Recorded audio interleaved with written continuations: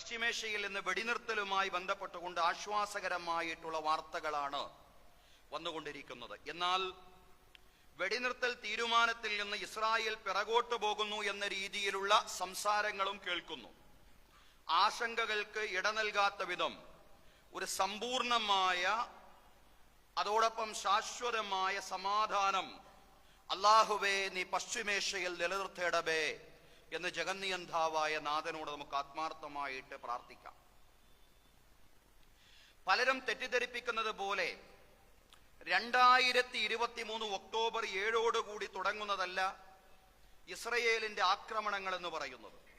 948 Israel രാഷ്ട്രം പിറവികൊണ്ടത് മുതൽ സയനിസ്റ്റുകൾ ഫലസ്തീനികളെ നിരന്തരമായിട്ട് ആക്രമിച്ചുകൊണ്ടേയിരിക്കുകയാണ്, ഇല്ലാതാക്കാൻ ശ്രമിച്ചുകൊണ്ടേയിരിക്കുകയാണ്. സഹികെട്ടായിരുന്നു 2023 ഒക്ടോബർ 7 ഹമാസ് ഇസ്രായേലിനകത്തേക്ക് ഒരു ഓപ്പറേഷൻ അഴിച്ചുവിട്ടത്.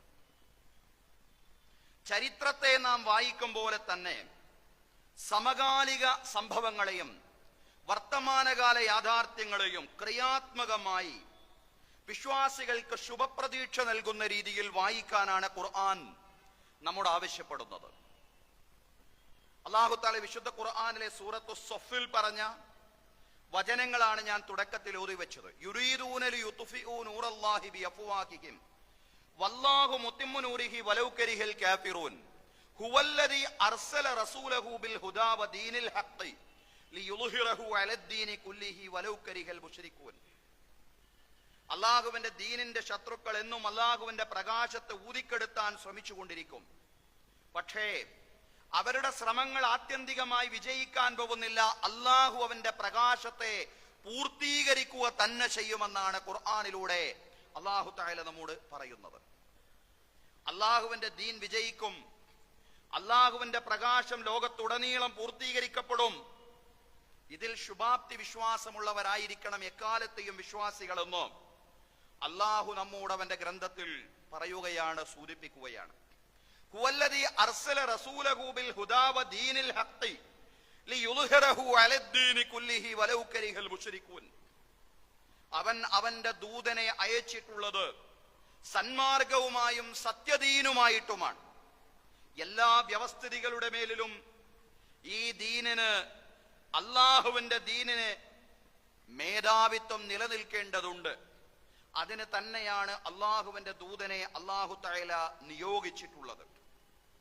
ഇസ്ലാമിന്റെ വിരോധികളും ബഹുദൈവാരാധകരുമായ ആളുകൾ ഇതിനെ വെറുത്താലും ശരി, അല്ലാഹുവിന്റെ ദീൻ വിജയിക്കുക തന്നെ ചെയ്യും, അല്ലാഹുവിന്റെ പ്രകാശം പൂർത്തീകരിക്കപ്പെടുക തന്നെ ചെയ്യും. ആ ശുഭാപ്തി വിശ്വാസത്തിലൂടെ മുന്നോട്ട് പോവാൻ ഇസ്ലാമിക പ്രബോധകർക്ക്, വിശ്വാസികൾക്ക് സാധ്യമാവേണ്ടതുണ്ടെന്ന് അല്ലാഹു അവന്റെ ഗ്രന്ഥത്തിൽ നിരവധി വചനങ്ങളിലൂടെ നമ്മെ ഉണർത്തുകയാണ്. സഹോദരങ്ങളെ, സഹോദരിമാരെ, നമുക്കറിയാം കഴിഞ്ഞ 15 മാസത്തിനുള്ളിൽ തുല്യതയില്ലാത്ത രീതിയിൽ രക്തസാക്ഷിത്വം ഫലസ്തീനിൽ ഉണ്ടായി. അതൊക്കെ നമുക്കറിയാവുന്ന കാര്യമാണ്. പക്ഷേ അപ്പോഴും വിശ്വാസികൾ നിരാശരാവാതെ മുന്നോട്ട് പോകണം. അതിനാവശ്യമായിട്ടുള്ള, അതിന് പ്രചോദനമേകുന്ന ഒരു ഉത്ബോധനമാണ് ഇന്ന് നടത്തുന്നത്. അല്ലാഹു പറയാനും കേൾക്കാനും നമുക്ക് തൗഫീഖ് നൽകി അനുഗ്രഹിക്കുമാറാവട്ടെ. ബഹുമാന്യരായ സഹോദരങ്ങളെ, സഹോദരിമാരെ, നിരപരാധികളായ സ്ത്രീകളും കുഞ്ഞുങ്ങളും ധാരാളം കൊല്ലപ്പെട്ടു. പക്ഷേ അപ്പോഴും അതിനെ ഒരു ആത്യന്തിക നഷ്ടമായി കാണാൻ വിശ്വാസിക്ക് സാധിക്കുകയില്ല. കാരണം രക്തസാക്ഷിത്വമാണ്. രക്തസാക്ഷിത്വത്തെ ഒരു പാഴ്വേലയായിട്ടല്ല ഖുർആൻ പരിചയപ്പെടുത്തുന്നത്. ഒരാദർശവും ആ ആദർശത്തിന് വേണ്ടി സമർപ്പിക്കുന്നതിനെ പാഴാകുന്ന ഒരു കാര്യമായിട്ട് പരിചയപ്പെടുത്തുകയില്ല. ഖുർആനും അങ്ങനെ പറയുന്നില്ല. വലാ തഖൂലു ലിമൻ യുഖ്തലു ഫീ സബീലില്ലാഹി അംവാത് ബൽ അഹ്യാഉം വലാകിൻ ലാ തശ്ഉറൂൻ. നിങ്ങൾ പറഞ്ഞേക്കരുത് അല്ലാഹുവിന്റെ മാർഗത്തിൽ നിരപരാധികളായി കൊല്ലപ്പെടുന്ന ആളുകൾ അവരെ മരിച്ചവരാണെന്ന് പറയരുത്. നിങ്ങൾ അവർ അല്ലാഹുവിന്റെ അടുക്കൽ ജീവിച്ചിരിപ്പുള്ളവരാണ്. പക്ഷേ നിങ്ങൾക്കതറിയാൻ കഴിയുന്നില്ല. അവർ അല്ലാഹുവിന്റെ അടുക്കൽ ജീവിച്ചിരിക്കുന്ന അവസ്ഥയിലാണുള്ളത്. അതാണ് രക്തസാക്ഷിത്വത്തിന്റെ മഹത്വമായിട്ട് വിശുദ്ധ ഖുർആനിലൂടെ പറയുന്നത്. അങ്ങനെ ധാരാളം വചനങ്ങൾ, ഒരു വചനമല്ല, ധാരാളം ഖുർആൻ വചനങ്ങളിലൂടെയും ഹദീസ് വചനങ്ങളിലൂടെയും ഷഹാദത്തിന്റെ മഹത്വവും ശ്രേഷ്ഠതയും വ്യക്തമാക്കിയ ഒരു ദർശനം, അതാണ് ഇസ്ലാം എന്ന് പറയുന്നത്. സഹോദരങ്ങളെ, വിശ്വാസികൾക്ക് നിലവിൽ അഭിമുഖീകരിച്ചു കൊണ്ടിരിക്കുന്ന ഈ മർദ്ദന പീഡനങ്ങൾ ഇതൊന്നും പുത്തിരിയായിട്ടുള്ള പുതുമയുള്ള ഒരു കാര്യമല്ല. ഇതെല്ലാം അള്ളാഹു നേരത്തെ തന്നെ മുന്നറിയിപ്പ് നൽകിയ കാര്യമാണെന്ന് മാത്രമല്ല, സ്വർഗത്തിന് ബദലായിട്ട് അള്ളാഹു തആല പറയുന്നതാണ് അള്ളാഹുവിന്റെ മാർഗത്തിൽ ക്ഷമിച്ചും സഹിച്ചും സമർപ്പിച്ചും മുന്നോട്ട് പോവുക എന്നുള്ളത്. വലനബലുവന്നകും ബിശൈഇൻ മിനൽ ഖൗഫി വൽ ജൂഇ വനഖ്സിൻ മിനൽ അംവാലി വൽ അൻഫുസി വസ്സമറാത്ത് വബശ്ശിരിസ് സ്വാബിരീൻ. അള്ളാഹു തആല ഭയം കൊണ്ടും വിശപ്പ് കൊണ്ടും സമ്പത്തും ശരീരങ്ങളും ചുരുക്കിക്കൊണ്ടും കായ്ക്കനികൾ കുറച്ചുകൊണ്ടും നിങ്ങളെ പരീക്ഷിക്കുന്നതാണ്. ക്ഷമിക്കുന്ന ആളുകൾക്ക് നിങ്ങൾ സന്തോഷ വാർത്ത അറിയിക്കുക. ക്ഷമിക്കുന്നവർക്ക് സ്വർഗം കൊണ്ട് സന്തോഷ വാർത്ത അറിയിക്കുക. സമർപ്പിതരായ ആളുകൾക്ക്, അള്ളാഹുവിന്റെ മാർഗത്തിൽ അടിയുറച്ചുകൊണ്ട് പതറാതെ മുന്നേറുന്ന ആളുകൾക്ക് സ്വർഗം കൊണ്ട് സന്തോഷ വാർത്ത അറിയിക്കുക എന്നാ ഖുർആൻ പറയുന്നത്. അല്ലദീന ഇദാ അസ്വാബത്തുഹും മുസീബ ഖാലൂ ഇന്നാ ലില്ലാഹി വ ഇന്നാ ഇലൈഹി റാജിഊൻ. അവർക്ക് എന്തെങ്കിലും ദുരിതം ബാധിച്ചു കഴിഞ്ഞാൽ അവർ പറയുന്നത് എന്താണ്? പടച്ചവരെ, നിശ്ചയം ഞങ്ങൾ അള്ളാഹുവിനുള്ളവരാണ്, ഞങ്ങൾ അള്ളാഹുവിലേക്ക് മടങ്ങുന്നവരാണ്. അങ്ങനെ പറഞ്ഞുകൊണ്ടിരിക്കുന്ന ആളുകൾ അവരൊരിക്കലും നഷ്ടകാരികളല്ല. ഉലൈക അലൈഹിം സ്വലവാത്തും മിർ റബ്ബിഹിം വറഹ്മ വഉലൈക ഹുമുൽ മുഹ്തദൂൻ. അവർക്ക് അവരുടെ രക്ഷിതാവിങ്കിൽ നിന്നുള്ള അനുഗ്രഹങ്ങളുണ്ട്, അവർക്ക് അവരുടെ രക്ഷിതാവിങ്കിൽ നിന്നുള്ള കാരുണ്യമുണ്ട്, അവർ സന്മാർഗചാരികളുമാണ്. അള്ളാഹുവിന്റെ മാർഗത്തിൽ ക്ഷമിച്ച് സഹിച്ച് മുന്നോട്ട് പോകുന്ന ആളുകൾക്ക് നിങ്ങൾ സ്വർഗം കൊണ്ട് സന്തോഷ വാർത്ത അറിയിക്കുക. ഒരു ദുരിതം ബാധിച്ചു കഴിഞ്ഞാൽ നിശ്ചയം ഞങ്ങൾ അള്ളാഹുവിനുള്ളവരാണ്, ഞങ്ങൾ അള്ളാഹുവിലേക്ക് മടങ്ങുന്നവരാണെന്ന് പ്രഖ്യാപിക്കുന്ന ആളുകളുണ്ടല്ലോ, അവർ സന്മാർഗചാരികളാണ്, അള്ളാഹുവിന്റെ അടുക്കൽ നിന്ന് കാരുണ്യം നേടിയെടുക്കുന്ന ആളുകളാണ്. സ്വർഗത്തിലേക്കുള്ള വഴി എന്ന് പറയുന്നത് പലപ്പോഴും പ്രതിസന്ധികളും പരീക്ഷണങ്ങളും നിറഞ്ഞതാണെന്നും ഖുർആൻ ധാരാളം വചനങ്ങളിലൂടെ വ്യക്തമാക്കിയതാണ്. അല്ലാഹു പറയാൻ, അം ഹസിബതും മൻ തദ്ഖുലുൽ ജന്നത വലമ്മാ യഅതികും മസലുൽ ലദീന ഖലൗ മിൻ ഖബലികും മസ്സതുഹുൽ ബഅസാഉ വദ്ദറാഉ വസുൽസിലു ഹത്താ യഖൂലർ റസൂലു വല്ലദീന മഅഹു മതാ നസ്റുല്ലാഹ് അലാ ഇന്ന നസ്റുല്ലാഹി ഖരീബ് അലാ ഇന്ന നസ്റുല്ലാഹി ഖരീബ്. അം ഹസിബതും മൻ തദ്ഖുലുൽ ജന്നത വലമ്മാ യഅതികും മസലുൽ ലദീന ഖലൗ മിൻ ഖബലികും. നിങ്ങളുടെ മുൻഗാമികൾ കഴിഞ്ഞുപോയ പരീക്ഷണങ്ങളിലൂടെ കഴിഞ്ഞു പോവാതെ കടന്നു പോവാതെ നിങ്ങൾക്ക് സ്വർഗത്തിലങ്ങ് കടന്നു ചെല്ലാമെന്ന് നിങ്ങൾ വിചാരിക്കുന്നുവോ? ഒരിക്കലുമില്ല. നിങ്ങളുടെ മുൻഗാമികൾ അഭിമുഖീകരിച്ച പ്രതിസന്ധികളും പരീക്ഷണങ്ങളുമെല്ലാം നിങ്ങളെയും സ്പർശിക്കും. മസ്സതുഹുൽ ബഅസാഉ വദ്ദറാഉ വസുൽസിലു ഹത്താ യഖൂലർ റസൂലു വല്ലദീന മഅഹു മതാ നസ്റുല്ലാഹ്. നിങ്ങളുടെ മുൻഗാമികളായ ആളുകളെ ബുദ്ധിമുട്ടുകളും കഷ്ടപ്പാടുകളും ബാധിച്ചു. അങ്ങനെ അവര് പ്രകമ്പനം കൊണ്ടു, അവര് കിടുകിടാ വിറപ്പിക്കപ്പെട്ടു. ഹത്താ യഖൂലർ റസൂലു വല്ലദീന മഅഹു മതാ നസ്റുല്ലാഹ്. അവരുടെ കൂടെയുള്ള ദൈവദൂതനും ആ ദൈവദൂതന്റെ കൂടെയുള്ള സത്യവിശ്വാസികളായ ആളുകളും പറയാണ്, മതാ നസ്റുല്ലാഹ്, പടച്ചവരെ എപ്പോഴാണ് റബ്ബേ നിന്റെ സഹായം എന്നവര് പറഞ്ഞുകൊണ്ടിരിക്കുന്ന ഒരു കാലം സമാഗതമായി. അലാ, അറിയണം. അവരോട് പറഞ്ഞതുപോലെ എക്കാലത്തെയും വിശ്വാസികളോട് അല്ലാഹു പറയാണ്, അലാ ഇന്ന നസ്റുല്ലാഹി ഖരീബ്, അറിയണം, നിശ്ചയം അല്ലാഹുവിന്റെ സഹായം അടുത്തിരിക്കുന്നു. സഹോദരങ്ങളെ, വിശ്വാസികൾക്ക് പരീക്ഷണങ്ങളിലൂടെ പ്രതിസന്ധികളുടെ തീച്ചൂളയിലൂടെയാണ് മുന്നോട്ട് പോവേണ്ടത്. പലപ്പോഴും ചരിത്രത്തിൽ വിശ്വാസികളുടെ ചരിത്രമെടുത്ത് പരിശോധിക്കുമ്പോ അതാണ് നമുക്ക് കാണാൻ സാധിക്കുന്നതെങ്കിൽ ഈ ഒരു മനസ്സ് നിലനിർത്തുന്ന ഈ കാലഘട്ടത്തിലെ ഏറ്റവും മാതൃകയെന്ന് വിശേഷിപ്പിക്കാൻ കഴിയുന്ന ഫലസ്തീനികൾ ഈ ചെറുത്തുനിൽപ്പിനെ ഒരിക്കലും തന്നെ ഒരു നഷ്ടമായിട്ട് വിലയിരുത്തില്ല എന്നുള്ളതാണ്. അവർക്കത് നഷ്ടമല്ല, അവർക്കതൊരു നഷ്ടമാണെന്ന് ഒരിക്കലും തോന്നിയിട്ടുമില്ല, തോന്നുകയുമില്ല. തോന്നിയതായിട്ട് അവരാരും പറഞ്ഞതായി നമ്മുടെ മുമ്പിലൊന്നും ഇല്ലതാനും. മറുവശത്ത് ഒരു സമാധാന കരാറിലേക്ക് നീങ്ങിയാലും ഇല്ലെങ്കിലും ഇസ്രയേൽ അവരുടെ ലക്ഷ്യങ്ങളിൽ പരാജയപ്പെട്ടിരിക്കുകയാണ്, അവരുടെ അജണ്ടകളിൽ പരാജയപ്പെട്ടിരിക്കുകയാണ്. തൂഫാനുൽ അഖ്സക്കെതിരെ ഇസ്രയേൽ പ്രഖ്യാപിച്ച ഓപ്പറേഷന് പ്രധാനമന്ത്രി നെതന്യാഹു നിർണയിച്ചത്, ഇസ്രയേൽ പ്രധാനമന്ത്രി നെതന്യാഹു നിർണയിച്ചതും പ്രഖ്യാപിച്ചതും 4 ലക്ഷ്യങ്ങളായിരുന്നു എന്നുള്ളതാണ്. ആ 4 ലക്ഷ്യങ്ങളുടെ അയലത്ത് പോലും എത്താൻ അവർക്ക് സാധ്യമായില്ല, ഇസ്രയേലിന് സാധ്യമായില്ല, ഇപ്പോഴും സാധ്യമായിട്ടില്ല എന്നുള്ളതാണ്. ഹമാസ് എന്ന് പറയുന്ന പോരാട്ട പ്രസ്ഥാനത്തെ ഭാവിയിൽ ഇസ്രയേലിന് ഒരു വിധത്തിലും ഭീഷണിയാവാത്ത വിധം പൂർണ്ണമായും ഉന്മൂലനം ചെയ്യും എന്നതായിരുന്നു ഒന്നാമത്തെ പ്രഖ്യാപനം എന്ന് പറയുന്നത്. ധാരാളം കഷ്ടപ്പാടുകളൊക്കെ ഹമാസും ഫലസ്തീനികളും അഭിമുഖീകരിച്ചിട്ടുണ്ടെങ്കിലും ഹമാസ് ഇന്നും നിലനിൽക്കുന്നു എന്നുള്ളതാണ്.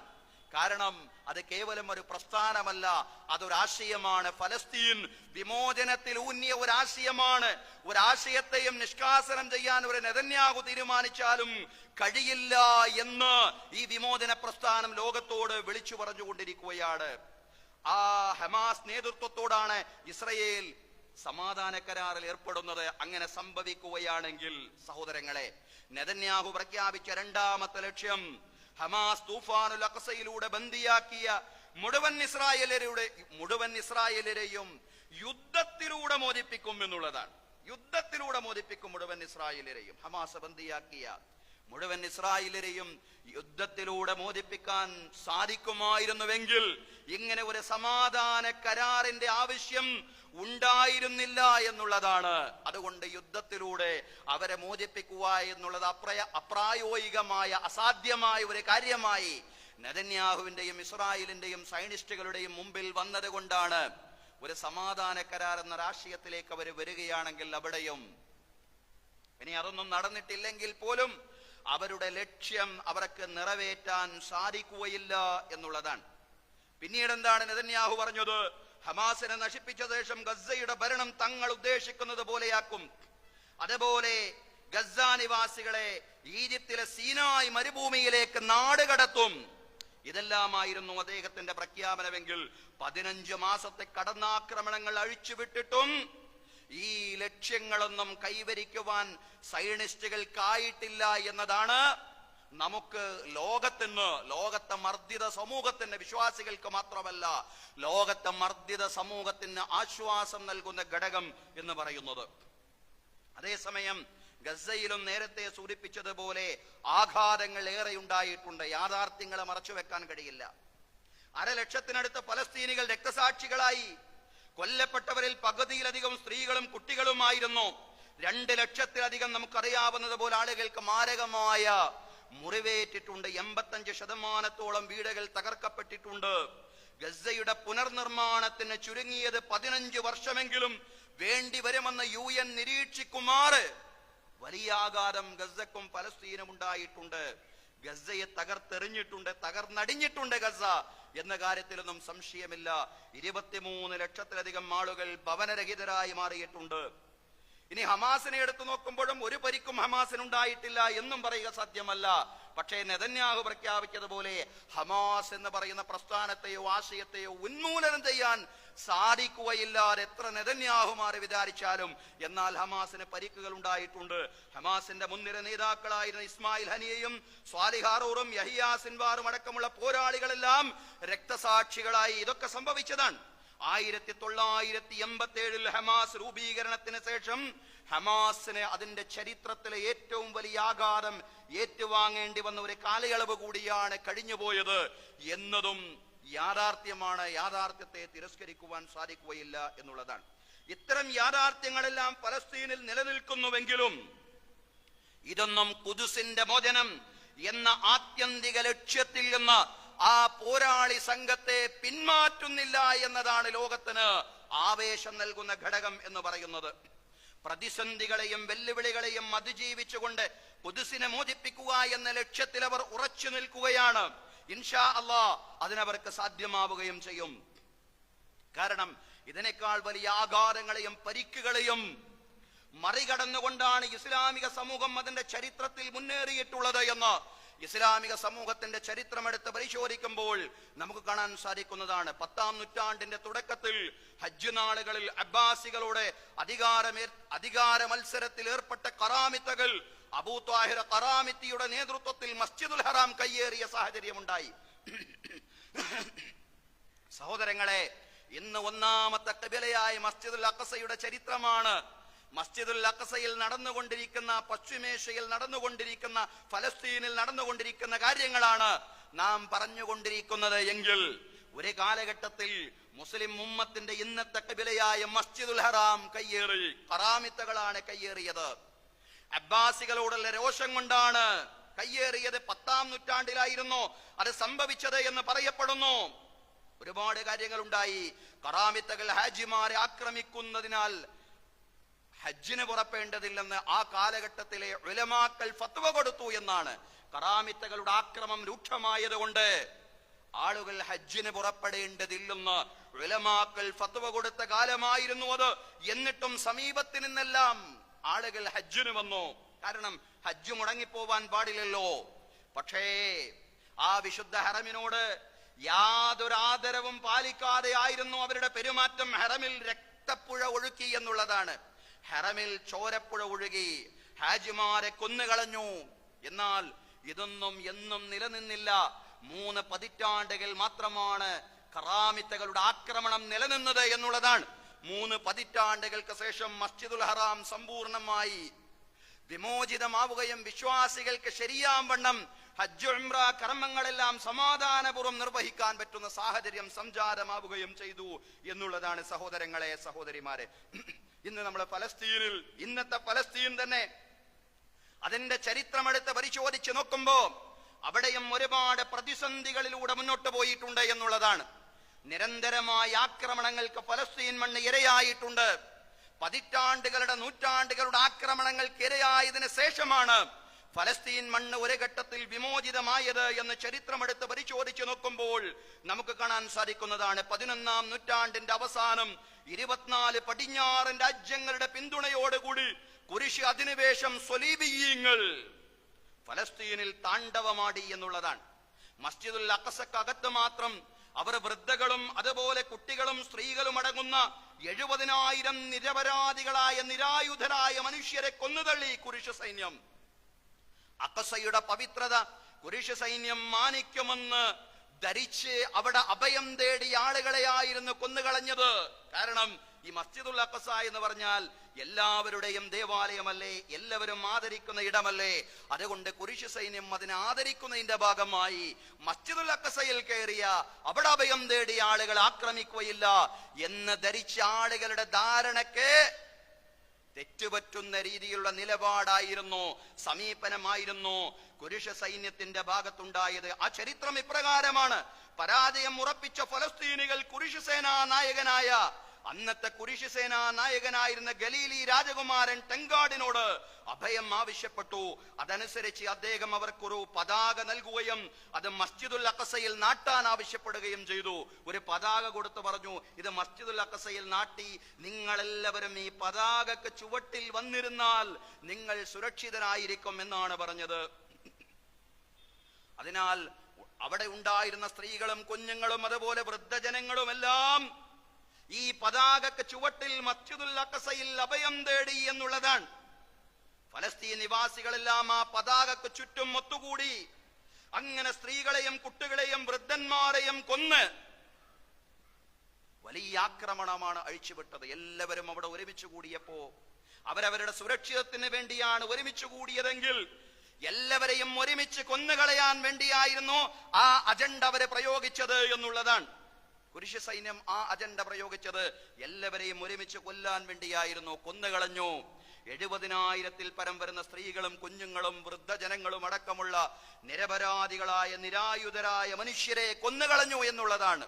അങ്ങനെയുള്ള വലിയ ആക്രമണങ്ങളിലൂടെ, വലിയ പ്രതിസന്ധികളിലൂടെ, പരീക്ഷണങ്ങളിലൂടെ ധാരാളം കാലഘട്ടങ്ങളിൽ ഫലസ്തീൻ ജനത മുന്നേറിയിട്ടുണ്ട് എന്ന് നമുക്ക് കാണാൻ സാധിക്കുന്നതാണ്.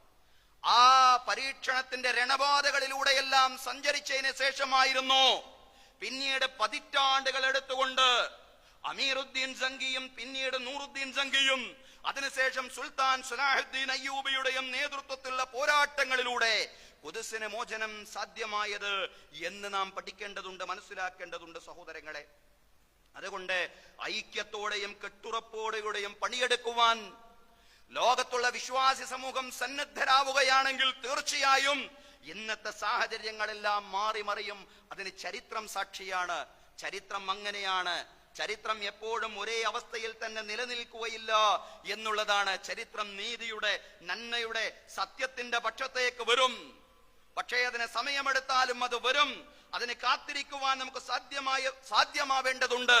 സുൽത്താൻ സലാഹുദ്ദീൻ അയ്യൂബിയുടെ ചരിത്രം പറയുമ്പോ സുൽത്താൻ സ്വലാഹുദ്ദീൻ അയ്യൂബി റഹ്മത്തുള്ളാഹി അലൈഹി ഖുദ്സ് തിരിച്ചുപിടിക്കാനും നിലനിർത്താനും 25 വർഷമാണ് രണഭൂമിയിൽ പോരാടിയത്. അദ്ദേഹത്തിന്റെ രോഗവും പ്രയാസങ്ങളും ഒന്നും പരിഗണിക്കാതെ അള്ളാഹുവിന് വേണ്ടി സമ്പൂർണമായി സമർപ്പിച്ചുകൊണ്ടുള്ള പോരാട്ടമായിരുന്നു സുൽത്താൻ സ്വലാഹുദ്ദീൻ അയ്യൂബിയുടേതെന്ന് ചരിത്രം പഠിക്കുമ്പോൾ നമുക്ക് കാണാൻ സാധിക്കുന്നതാണ്. 25 വർഷത്തിലെ ആദ്യത്തെ 15 വർഷം അദ്ദേഹം പോരാടിയത് കുരിശുപടക്ക് പാദസേവ ചെയ്യുന്ന മുസ്ലിം നാടുവാഴികളോടായിരുന്നു.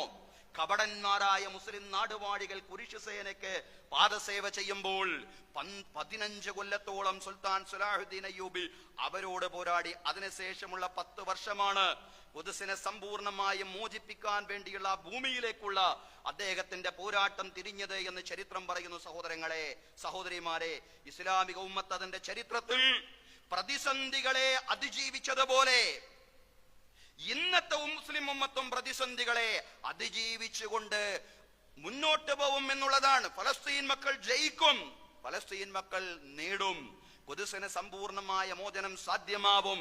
ഇത് തന്നെയാണ് എന്നത്തെയും നമ്മുടെ വിശ്വാസം എന്ന് പറയുന്നത്. അള്ളാഹുവിന്റെ ദീനിന്റെ പ്രകാശത്തെ ഊതിക്കെടുക്കാൻ ശ്രമിക്കുന്ന ആളുകൾ സത്യത്തെയും ധർമ്മത്തെയും നീതിയെയും പരാജയപ്പെടുത്താൻ ശ്രമിച്ചുകൊണ്ടിരിക്കുന്ന ആളുകൾ പരാജയപ്പെടും. ഇസ്രയേൽ എന്ന രാഷ്ട്രത്തിൽ ഇന്ന് ശക്തിപ്പെട്ടുകൊണ്ടിരിക്കുന്ന ഭിന്നിപ്പുകൾ, കടുത്ത ചേരിതിരിവുകൾ ഇസ്രയേൽ ആടിയുലഞ്ഞു തുടങ്ങുന്നു എന്നതിന്റെ അടയാളമാണ്. ഫലസ്തീനിൽ ഉണ്ടാക്കുന്ന പരിക്കുകൾ മാത്രമാണ് നമ്മൾ അറിയുന്നതെങ്കിൽ നമ്മൾ മനസ്സിലാക്കണം, ഇസ്രയേലും കടുത്ത പ്രതിസന്ധിയിലാണ്. ഇസ്രയേലിൽ കടുത്ത ഉൾപിരിവുകളും ചേരി പിരിവുകളും ഭിന്നിപ്പുകളും ഛിദ്രതകളുമെല്ലാം ശക്തമായി കൊണ്ടിരിക്കുന്ന കാലമാണ് ഇന്നത്തെ കാലം എന്ന് പറയുന്നത്. യുദ്ധസമയത്ത് ഒരു രാജ്യത്ത് ഭരണപക്ഷവും പ്രതിപക്ഷവും ഇല്ല എങ്കിൽ ഇസ്രയേലിൽ ഇന്ന് അതുണ്ട് എന്നുള്ളതാണ്. അഴിമതി കേസിൽപ്പെട്ട് ജയിലിൽ പോകേണ്ടി വരുന്നതിൽ നിന്ന് രക്ഷപ്പെടാൻ വേണ്ടി മാത്രം യുദ്ധം നടത്തുന്ന ക്രിമിനലാണ് അവിടുത്തെ പ്രതിപക്ഷത്തെ സംബന്ധിച്ചിടത്തോളം നെതന്യാഹു എന്ന് പറയുന്ന പ്രധാനമന്ത്രി. സഹോദരങ്ങളെ, ആ അർത്ഥത്തിലുള്ള പരസ്പരമുള്ള ശക്തമായിട്ടുള്ള കടുത്ത വിയോജിപ്പിലൂടെയും ഛിദ്രതയിലൂടെയുമാണ് ഈ യുദ്ധഘട്ടത്തിൽ പോലും ഇസ്രയേൽ മുന്നോട്ട് പോയിക്കൊണ്ടിരിക്കുന്നത് എന്നുള്ളതാണ്. നെതന്യാഹു തന്നെ പറയുന്നത് എന്താണ്? ഞാൻ ഹമാസിനോട് യുദ്ധം ചെയ്യുന്നു, അവരെന്നോടും യുദ്ധം ചെയ്യുന്നു. ഇസ്രയേൽ ഹമാസിനോട് യുദ്ധം ചെയ്യുന്നു എന്നല്ല അദ്ദേഹം പറയുന്നത്. ഞാൻ ഹമാസിനോട് യുദ്ധം ചെയ്യുന്നു, അവരെന്നോടും യുദ്ധം ചെയ്യുന്നു. അതിൽ തന്നെ ഈ യുദ്ധം തന്നെ ഐക്യത്തോടുകൂടി കെട്ടുറപ്പോടുകൂടി നയിക്കുന്ന ഒരു കാര്യമല്ല എന്ന് നമുക്ക് മനസ്സിലാക്കാൻ സാധിക്കുന്നതാണ്. കൂട്ടുകക്ഷി മന്ത്രിസഭയിൽ ഓരോരുത്തരും ഓരോ വഴിക്കാണ്. യുദ്ധ ക്യാബിനറ്റ് ഒരു വേള പിരിച്ചുവിടേണ്ട സാഹചര്യം അടക്കമുണ്ടായി എന്നുള്ളതാണ്. ഇങ്ങനെ പോയി കഴിഞ്ഞാൽ 2026 ഇസ്രയേൽ എന്ന് പറയുന്ന രാജ്യം തന്നെ ഭൂമുഖത്തിൽ നിന്ന് ഇല്ലാതാവുമെന്ന് പ്രതിപക്ഷ പാർട്ടി നേതാക്കൾ, ലിബർമാൻ അടക്കമുള്ള നേതാക്കൾ മുന്നറിയിപ്പ് നൽകിക്കൊണ്ടിരിക്കുകയാണ്. സഹോദരങ്ങളെ, ചരിത്രത്തിൽ കുരിശ് സേന ഫലസ്തീൻ മണ്ണിൽ പരാജയപ്പെട്ടത് കുരിശ് സേനാംഗങ്ങൾക്കിടയിൽ, അതല്ലെങ്കിൽ സ്വലീബീയങ്ങളെ പ്രതിനിധീകരിക്കുന്ന ആളുകൾക്കിടയിലുള്ള കടുത്ത ഭിന്നതയായിരുന്നു എന്ന് ചരിത്രം പരിശോധിക്കുമ്പോൾ നമുക്ക് മനസ്സിലാക്കാൻ സാധിക്കുന്നതാണ്. അധിനിവേശ പ്രദേശത്ത് രൂപം കൊണ്ട ഭരണകൂടങ്ങളും അതുപോലെ തന്നെ അന്നത്തെ ബൈസാന്തിയൻ ചക്രവർത്തിയും തമ്മിൽ വ്യക്തമായ വിയോജിപ്പുണ്ടായപ്പോഴാണ് കുരിശ് സേന പരാജയപ്പെട്ടത്. അന്നത്തെ അവരുടെ ഛിദ്രതയായിരുന്നു കുരിശ് സേനയുടെ പരാജയത്തിൽ കലാശിച്ചതെങ്കിൽ ഇന്ന് നെതന്യാഹുവിന്റെ ഇസ്രയേലും കടുത്ത ഭിന്നതയിലും ഛിദ്രതയിലൂടെയുമാണ് മുന്നോട്ട് പോയിക്കൊണ്ടിരിക്കുന്നത് എന്ന് കാണാൻ സാധിക്കുന്നതാണ്. ഇങ്ങനെ ഒരു വെടിനിർത്തൽ കരാറിനടുത്തേക്ക് വരുമ്പോൾ പോലും അവരുടെ ആശങ്ക എന്താണ്? കരാറിൽ ഏർപ്പെട്ടാൽ മറ്റുള്ളവർ എന്ത് പറയും എന്നുള്ളതാണ്. കാരണം പറയാൻ വേണ്ടി കാത്തു നിൽക്കുകയാണ്.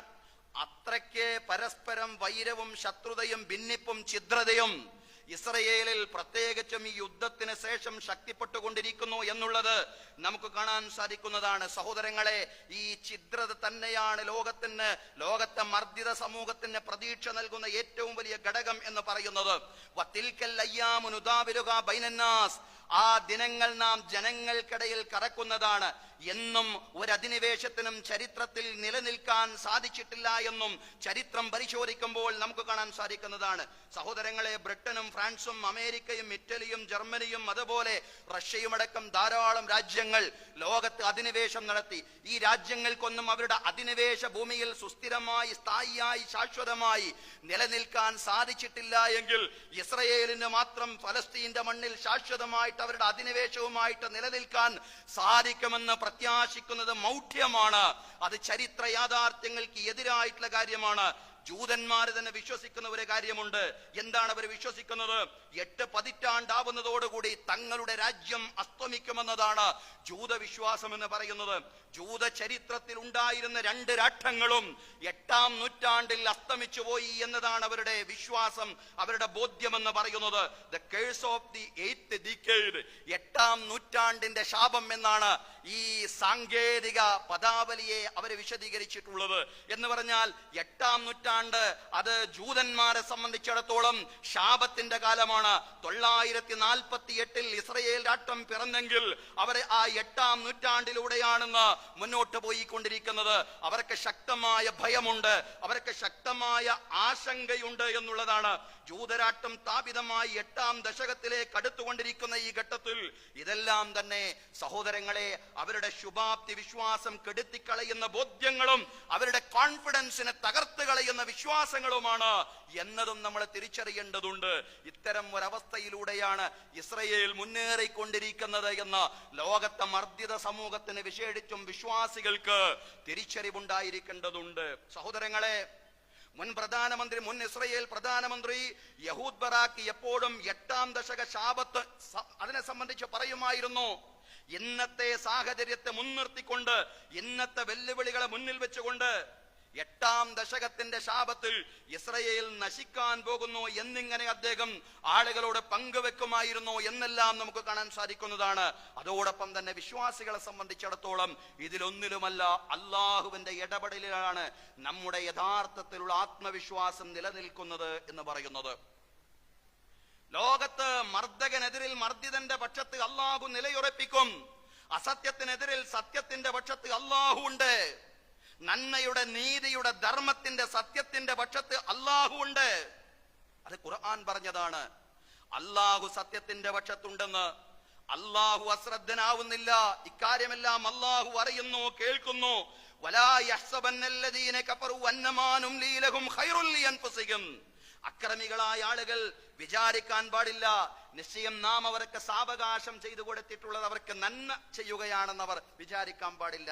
ഇങ്ങനെ കുറെ കാലം സ്വൈരവികാരവും അക്രമവും നടത്തുവാൻ സാവകാശം ലഭിക്കുന്നു എന്നുള്ളത് അവർക്ക് നന്മ ലഭിക്കുകയാണെന്ന് അക്രമികൾ വിചാരിക്കാൻ പാടില്ല. അള്ളാഹു പറയാണ്, ഇന്നമാ നുംലീ ലഹും ലിയസ്ദാദു ഇസ്മാ. അവരുടെ കുറ്റം വർദ്ധിക്കുന്നതിന് വേണ്ടിയാണ്. പടച്ചവന് അവരോട് ഗുണകാംക്ഷയില്ലാതായി മാറിയിരിക്കുന്നു. അക്രമത്തിന്റെ കാഠിന്യം കൊണ്ട്, നിഷേധത്തിന്റെ കാഠിന്യം കൊണ്ട് അള്ളാഹുവിന് അവരോടുള്ള ഗുണകാംക്ഷ നഷ്ടപ്പെട്ടിരിക്കുന്നു. അവരുടെ അക്രമം അവരെ വർദ്ധിപ്പിക്കുന്നതിന് വേണ്ടി, അവരെ ഒരുമിച്ച് പിടിക്കുന്നതിന് വേണ്ടി അവർക്ക് നാം സാവകാശം ചെയ്യുകയാണ്. വലഹും അദാബും മുഹീൻ. അവർക്ക് വേദനാജനകമായ ശിക്ഷയാണുള്ളതെന്ന് അള്ളാഹു വിശദീകരിക്കുകയാണ്. റസൂൽ കരീം സല്ലല്ലാഹു അലൈഹി വസല്ലം പറഞ്ഞു, ഇന്നല്ലാഹ ലയുംലീ ലിൽവാലിമി ഹത്താ ഇദാ അഖദഹു ലം യുഫ്ലിതുഹു. നിശ്ചയം അല്ലാഹു തആല അക്രമിക്ക് സാവകാശം ചെയ്തു കൊടുക്കും. അക്രമിക്ക് ഒരു സാവകാശം കിട്ടുന്നുണ്ട് ഈ ഭൂമിയിൽ, പക്ഷേ അത് ശാശ്വതമായ സാവകാശമല്ല. അല്ലാഹു പിടികൂടി കഴിഞ്ഞാൽ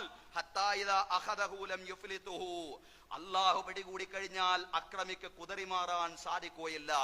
അക്രമിക്ക് കുതറി രക്ഷപ്പെടുവാൻ സാധിക്കുകയില്ല. അക്രമികൾക്ക് ശാശ്വതമായി ലോകത്തിന്റെ അന്ത്യം വരെ അവരുടെ അക്രമം വിതക്കാൻ കഴിയില്ല എന്ന് തന്നെയാണ് വിശുദ്ധ ഖുർആനിലൂടെ, പ്രവാചക വചനങ്ങളിലൂടെ വിശദീകരിക്കുന്ന സഹോദരങ്ങളെ. അല്ലാഹു പറയാണ്, വതിൽകൽ ഖുറാ അഹ്ലക്നാഹും ലമ്മാ ളലമു വജഅൽനാ ലിമഹ്ലികിഹിം മൗഇദാ. ആ ഗ്രാമീണരായ ആളുകൾ, അവരെ നാം നശിപ്പിച്ചു. അവർ അക്രമം ചെയ്തപ്പോൾ അവരെ നാം നശിപ്പിച്ചു. പക്ഷേ അവരുടെ നാശത്തിന് നാം ഒരു നിശ്ചിത സമയം നിശ്ചയിച്ചിട്ടുണ്ട് എന്നുള്ളതാണ്. അവരുടെ നാശത്തിന് ഒരു സമയം നിശ്ചയിച്ചിട്ടുണ്ട്. ആ സമയത്താണ് ആ നാശം സംഭവിക്കുക. സഹോദരങ്ങളെ, നമ്മുടെ കൺമുമ്പിൽ അത് കാണുകയല്ലേ. ലോകത്തെ അള്ളാഹുവിന്റെ പിടിയിലാണ്, പടച്ചവന്റെ പിടിയിലാണ് ഈ ലോകം നിലനിൽക്കുന്നത്. നമ്മുടെ കൺമുമ്പിൽ നമ്മളത് കാണുകയാണ്. നമ്മളത് അമേരിക്കയിൽ നിന്ന് കണ്ടുകൊണ്ടിരിക്കുകയാണ്. കാലിഫോർണിയയിലെ ലോസ് ആഞ്ചൽസ് എന്ന് പറയുന്ന പ്രദേശത്ത് അഗ്നിഗോളം എത്ര ദിവസങ്ങളാണ് കത്തിയത്? ദീർഘമായി കത്തുകയാണ്. കത്തിക്കൊണ്ട് ആ പ്രദേശത്തെ തന്നെ ചാമ്പലാക്കുകയാണ്. തീക്കാറ്റ് അവിടെ വരും, കാട്ടുതീ അവിടെ വരാറുണ്ട്. പക്ഷെ ഇതുപോലെ ദീർഘമായ ദിവസങ്ങൾ എടുത്തുകൊണ്ട് കാട്ടുതീ കത്തുക എന്ന് പറഞ്ഞാൽ അതൊരു അസാധാരണ സംഭവമായിട്ട് ലോകം നിരീക്ഷിക്കുകയാണ്. സഹോദരങ്ങളെ, ഇസ്രയേലിന്റെ അക്രമങ്ങൾക്ക് എല്ലാവിധ രാഷ്ട്രീയ പിന്തുണയും നൽകുന്ന സാമ്രാജ്യത്വ രാഷ്ട്രമായ അമേരിക്ക, ആ അമേരിക്കയുടെ ചെയ്തികളെ പടച്ചവൻ കാണാതെ പോകുന്നില്ല. സാമ്രാജ്യത്വ അമേരിക്കയുടെ അക്രമങ്ങൾ, അമേരിക്ക അതിന്റെ ചരിത്രത്തിൽ ഇന്നോളം വരെ ചെയ്ത അനീതിയും അക്രമവും അധർമ്മവും പടച്ചതമ്പുരാൻ കാണാതെ പോകുന്നില്ല എന്നതിന്റെ കൂടി അടയാളമായിട്ട് വേണം നമ്മളിത് മനസ്സിലാക്കാൻ. സഹോദരങ്ങളെ, ടെക്നോളജിയും സൈനിക ശക്തിയും ഒരു ജനതയുടെ കയ്യിൽ ഉണ്ടായിട്ട് മാത്രം അള്ളാഹുവിന്റെ ശിക്ഷയിൽ നിന്ന് അവർക്ക് രക്ഷപ്പെടാൻ സാധിക്കില്ല എന്ന പാഠം കൂടി യഥാർത്ഥത്തിൽ ലോസ് ഏഞ്ചൽസിലെ ഈ ഇതുപോലുള്ള തീക്കാറ്റുകൾ ലോകത്തോട് വിളിച്ചു പറയുന്നുണ്ട് എന്ന് നമ്മൾ മനസ്സിലാക്കണം. നമ്മൾ ഇതിലൊന്നും സന്തോഷിക്കണ്ട. ഇതൊക്കെ അള്ളാഹുവിന്റെ പരീക്ഷണമാണ്. വിശ്വാസികൾ പരീക്ഷണങ്ങളിൽ സന്തോഷിക്കുന്നവരെല്ലാം. കാരണം പരീക്ഷണം എപ്പോൾ ആരെയും ബാധിക്കാം എന്നുള്ളതാണ്. അതും അല്ലാഹു പറഞ്ഞതാണ്, വത്തഖൂ ഫിത്നതൻ ലാ തുസീബന്നല്ലദീന ളലമൂ മിൻകും ഖാസ്സ. നിങ്ങളിൽ അക്രമികളെ മാത്രം ബാധിക്കാത്ത പരീക്ഷണത്തെ നിങ്ങൾ ഭയപ്പെടണേ. നല്ല മനുഷ്യരുണ്ട് കാലിഫോർണിയയിലും ലോസ് ആഞ്ചൽസിലും അമേരിക്കയിലുമെല്ലാം. നല്ല ധാരാളം സൽവൃത്തരായ സജ്ജനങ്ങളായ മനുഷ്യരുണ്ട്. അവർക്ക് അല്ലാഹുവിന്റെ സ്നേഹം ലഭിക്കട്ടെ, അവർക്ക് അല്ലാഹുവിന്റെ കാരുണ്യം ലഭിക്കട്ടെ. പക്ഷേ സഹോദരങ്ങളെ, സൈനിസത്തിന്റെ ദുഷിച്ച മനസ്സ് കൊണ്ട് നടക്കുന്നവരും ഒരുപാടുണ്ട് എന്നുള്ളതാണ്. അതിൽപ്പെട്ട ഒരാളായിരുന്നു ഹോളിവുഡ് താരം ജെയിംസ് വൂഡ്സ് എന്ന് പറയുന്ന ആ സിനിമാ പ്രവർത്തകൻ. പശ്ചിമേഷ്യയിൽ സമാധാന കരാർ ഉണ്ടാവാൻ പോകുന്നു എന്ന് കേട്ടപ്പോൾ അതിനെ ഉൾക്കൊള്ളാൻ സാധിക്കാതെ ഒരു സമാധാനവും വേണ്ട, അരുത്, കിൽ ദം ഓൾ, അവരെ എല്ലാവരെയും പലസ്തീനികളെ ഒന്നടങ്കം കൊന്നുകളയുക എന്ന് ക്യാമ്പയിൻ നടത്തിയ വ്യക്തിയാണ് അദ്ദേഹം. അദ്ദേഹത്തിന്റെ ഹാഷ്ടാഗിൽ ഒരു ക്യാമ്പയിൻ നടത്തിയെന്ന് മാത്രമല്ല, അത്തരത്തിലുള്ള ദുരുദ്ദേശത്തോടു കൂടെയുള്ള ഒരു ക്യാമ്പയിൻ അദ്ദേഹം ലോകത്ത് നേതൃത്വം കൊടുക്കുകയും ചെയ്തു എന്നുള്ളതാണ്. ലോസ് ആഞ്ചൽസിൽ അദ്ദേഹത്തിന്റെ വീടടക്കമുള്ള ബിൽഡിങ്ങുകൾ കത്തിയെരിയുമ്പോ മാധ്യമ പ്രവർത്തകരുടെ മുമ്പിൽ കരഞ്ഞുകൊണ്ട് അദ്ദേഹം കൈമലർത്തുന്ന രംഗമുണ്ട്. സഹോദരങ്ങളെ, അള്ളാഹുവിന്റെ പിടുത്തത്തിലാണ് ഈ ലോകം മുന്നോട്ട് പോയിക്കൊണ്ടിരിക്കുന്നത് എന്ന് നമുക്ക് ചിന്തിക്കുവാൻ ഇതൊക്കെ വലിയ തെളിവുകളാണ്. അതുകൊണ്ട് അള്ളാഹുവിൽ പ്രതീക്ഷയർപ്പിച്ചുകൊണ്ട് ചരിത്രബോധ്യത്തോടുകൂടി മുന്നോട്ട് പോവാൻ നാഥൻ നമുക്ക് തൗഫീഖ് നൽകി അനുഗ്രഹിക്കുമാറാവട്ടെ. സഹോദരങ്ങളെ, സഹോദരിമാരെ, ആത്യന്തികമായിട്ട് നമുക്ക് പറയാനുള്ളത്, യുദ്ധമല്ല സമാധാനമാണ് ഇസ്ലാമിന്റെ സന്ദേശം എന്ന് പറയുന്നത്. നിവൃത്തിയില്ലെങ്കിൽ നടത്തുന്ന പ്രതിരോധം മാത്രമാണ് യുദ്ധം. അതാണ് ഇസ്ലാമിക കാഴ്ചപ്പാട്. അതുകൊണ്ട് സമാധാന കരാറുകളെ എല്ലാ അർത്ഥത്തിലും ലോകത്തിലെ വിശ്വാസി സമൂഹം മുഴുവൻ സ്വാഗതം ചെയ്യുകയാണ്. അതിപ്പോൾ അങ്ങനെ ഒരു സമാധാന കരാർ ശരിയായ അർത്ഥത്തിൽ പ്രാവർത്തികമാവുകയാണെങ്കിൽ വലിയ സന്തോഷമാണ് നമുക്കെല്ലാം അതിലുണ്ടാവേണ്ടത്. കാരണം ലോകത്ത് നിരപരാധികളായ കുഞ്ഞുങ്ങളും സ്ത്രീകളും വൃദ്ധജനങ്ങളും പാവപ്പെട്ട മനുഷ്യർ കൊന്നൊടുങ്ങുന്നതിൽ മനുഷ്യർക്കൊരു സന്തോഷവും ഉണ്ടാവില്ല. മനുഷ്യപ്പറ്റുള്ള ഒരു ഹൃദയത്തിനും ഒരു സന്തോഷവും ഉണ്ടാവില്ല, ഉണ്ടാവാനും പാടില്ല. അതുകൊണ്ടാ ഖുർആൻ പറഞ്ഞത്, വയൻ ജനഹു ലിസ്സൽമി ഫജ്നഹി ലഹാ വതവക്കൽ അലല്ലാഹ്. അവര് സമാധാനത്തിന് വേണ്ടി തുനിയുകയാണെങ്കിൽ നിങ്ങളും സമാധാനത്തിന് വേണ്ടി തുനിയണം. വതവക്കൽ അലല്ലാഹ്, നിങ്ങൾ അല്ലാഹുവിൽ ഭരമേൽപ്പിക്കുകയും ചെയ്യണം.